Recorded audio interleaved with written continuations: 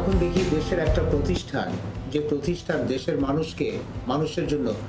অনেক কিছু করবার মতো ক্যাপাসিটি রাখে, ক্ষমতা রাখে, কিন্তু সেই প্রতিষ্ঠান আমরা কেনই জানি পেরে উঠছি না মানুষের চাওয়া পাওয়াকে পূরণ করবার জন্য। এবার জেনারেল সেক্রেটারি পদে রান করছি, কিন্তু বিষয়টা এমন না যে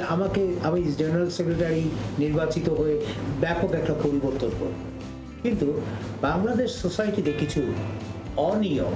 অনৈতিক, কারাপ্ট একটা সিস্টেম বহুদিন ধরে চলে আসছে,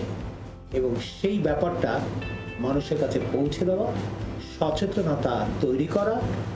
এবং মানুষকে বলা যে আসুন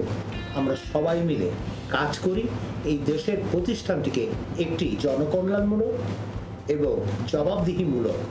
একটা প্রতিষ্ঠান গড়ে তুলি, যা আমাদের সবার জন্য একটা পাথেয় হবে সামনে এগিয়ে চলতে।